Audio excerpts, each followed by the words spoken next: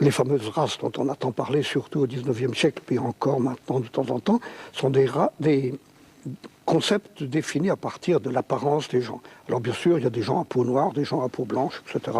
On avait cru pouvoir en faire des races, on s'aperçoit que ça n'a pas de sens. Mais il y a eu aussi une notion de race en décomposant l'humanité en différents groupes qui pouvaient paraître tout à fait hétérogènes. Au fond, il y avait ceux qui travaillaient par nature et ceux qui avaient le droit de ne pas travailler. Par exemple, parce qu'ils étaient des nobles, parce qu'ils avaient du sang réputé bleu, alors que les autres ont du sang que l'on constate bien être rouge. Finalement, il y a eu comme une espèce d'acceptation d'une fatalité que certains étaient faits pour ceci et d'autres étaient faits pour cela. Et ça se retrouve encore maintenant. Quand à l'école on dit « Oh, celui-là il est fait pour être un manuel, celui-là il est fait pour être un intellectuel, celui-là il est fait pour être bon en maths, celui-là il est fait pour être bon en rien », eh bien cette vision-là, qui est l'acceptation d'une fatalité, elle ne correspond à rien de vrai. Si c'était vrai, il faudrait l'accepter, même si on trouve ça un peu déplaisant. Mais il se trouve que ça ne correspond à rien de vrai, sauf qu'à particulier pathologique, il n'y a pas vraiment de fatalité. Et c'est contre cela qu'il faut lutter, l'acceptation d'une fatalité, d'une classification. Dès qu'il y a classification, il y a finalement un peu de racisme. Ce que je produis m'appartient, évidemment. Et puis je peux le donner, par conséquent, échanger. Mais le plus souvent, ce que j'ai produit, je l'ai produit avec plaisir et absolument donc sans torture et donc sans travail, si on accepte la définition qu'on a donnée au début. Si bien que je ne lirai pas du tout, moi, le travail à la possession. Tout au contraire, il se trouve que quand on va travailler à l'usine, et que c'est un véritable travail, une véritable torture, parce qu'on ne peut pas faire autrement, eh bien justement ce que l'on produit ne vous est pas donné. Il est donné au patron, il est donné à la société qui vous emploie, mais ce n'est pas vous. Et ça fait partie justement de la torture, de penser que ce que l'on a contribué à créer, à produire, eh bien, ne vous appartient pas. Je dirais qu'à partir du moment où on possède un bien parce qu'on l'a fait, le temps qu'on a mis à le faire, les efforts qu'on a mis pour le faire, vous voyez, j'évite le mot travail, eh bien, n'ont pas été du travail, n'ont pas été une torture. Et j'espère que peu à peu, on va entrer dans une société où effectivement, on dira à chacun ce que tu as produit. Par exemple, les idées que tu as produites, le livre que tu as, l'œuvre d'art que tu as fait, eh bien, elle t'appartient, mais elle t'appartient dans un sens, au fond, qui te permet tout simplement d'échanger. Car l'essentiel, c'est de comprendre que pour vivre, il faut échanger. Non pas seulement pour vivre matériellement, parce qu'il faut échanger des pommes de terre contre des beefsteaks, non, ça c'est un peu dérisoire. Mais pour vivre, il faut se construire. Il faut peu à peu devenir une personne. Et on ne peut devenir une personne que par l'échange. L'échange qui est justement la finalité même de l'appropriation, la finalité même de la production.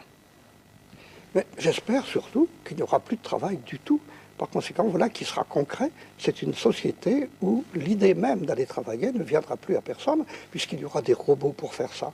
C'est ce que nous sommes en train de vivre. Depuis un siècle, le nombre d'heures de travail nécessaires pour produire un quintal de blé ou pour produire une voiture, ce nombre a été divisé par 10, peut-être par 100 dans certaines conditions. Et par conséquent, il va bientôt tendre vers zéro, ce nombre d'heures de travail. Alors, il n'y aura plus de travail, qu'est-ce que l'on fera? À ce moment-là, il faut s'apercevoir que vraiment, ne plus avoir de travail est une bonne chose, à condition que ce soit remplacé par un certain projet humain. Quel peut être le projet humain? Quel est-il normalement? Eh bien, il suffit de se rendre compte de ce que c'est qu'un homme. Un homme, c'est un animal, d'accord. Il est soumis aux mêmes contraintes que les autres animaux, d'accord. Mais il a quelque chose en plus. C'est qu'à partir de l'individu qui vient de naître, peu à peu va se construire une personne, c'est-à-dire quelqu'un de conscient et capable de choisir ce qu'il devient.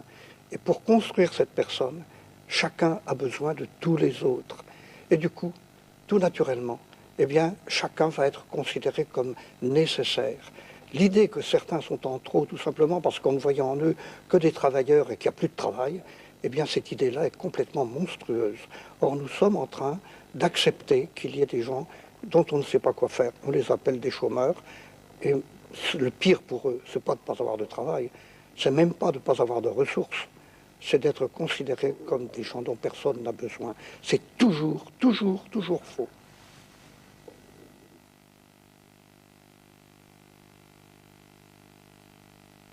Ma vision, elle essaie d'être lucide. Et je me dis que quand on parle de demain, bien sûr, je ne prétends pas connaître demain, mais je peux essayer de décrire des demains possibles. Un des demains possibles, c'est la continuation de ce que nous sommes en train de faire actuellement. Et qu'est-ce que nous sommes en train de faire? Nous sommes en train finalement de donner le pouvoir à une catégorie de personnages parfaitement respectables, mais qui sont très dangereux, les banquiers. Qu'est-ce que c'est qu'un banquier? J'ai réfléchi et je me suis aperçu qu'un banquier était quelqu'un qui vendait des biens qu'il n'avait pas eu à produire.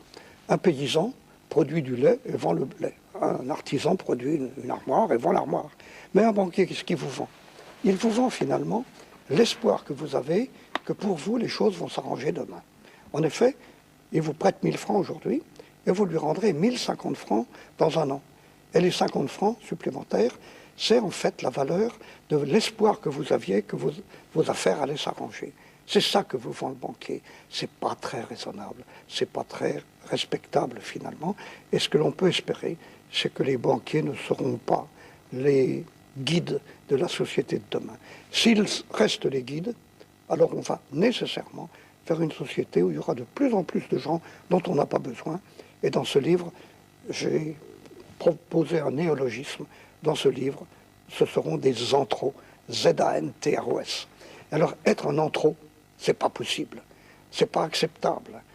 Et naturellement, quand on croit en trop, on n'a que deux solutions, le suicide ou foutre le feu à tout. J'espère qu'on va y échapper à ça.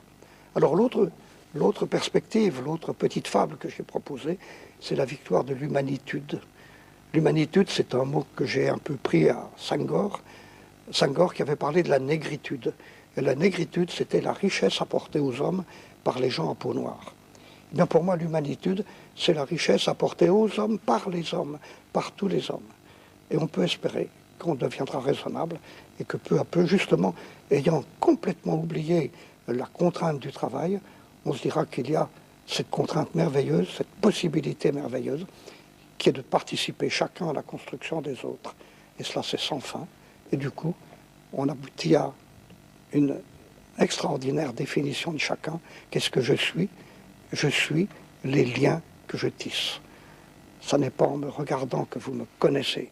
Ça n'est même pas en m'écoutant.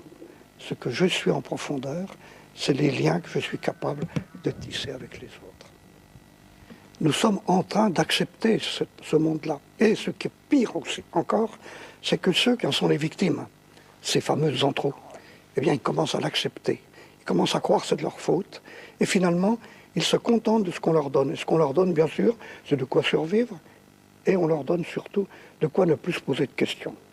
Et on peut s'apercevoir que, hélas, le sport, la télévision, qui pourraient être des choses admirables, sont utilisées pour permettre à certains de se contenter d'une vie virtuelle. Alors bien sûr, ils n'ont pas assez d'argent pour aller au pôle Nord, mais le pôle Nord, ils le voient à la télé. Ils ne sont pas assez beaux pour épouser la princesse Caroline, mais à la télé, ils peuvent imaginer qu'ils l'épousent. Et puis surtout, ils ne sont pas assez forts ou ils ne sont pas assez adroits pour être des champions du foot ou du basket, mais ça ne fait rien. Ils regardent ça dans leurs pantoufles, ils voient ça à la télé, et puis même, ils s'enthousiasment pour les uns ou pour les autres, alors qu'au fond, ça leur échappe complètement.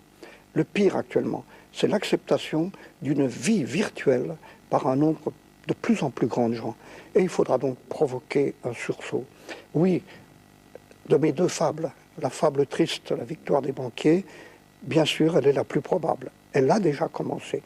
Mais j'espère qu'on peut obtenir un changement, une véritable révolution, une révolution non violente, qui nous permettra de comprendre que c'est l'autre fable qu'il faut absolument faire vivre.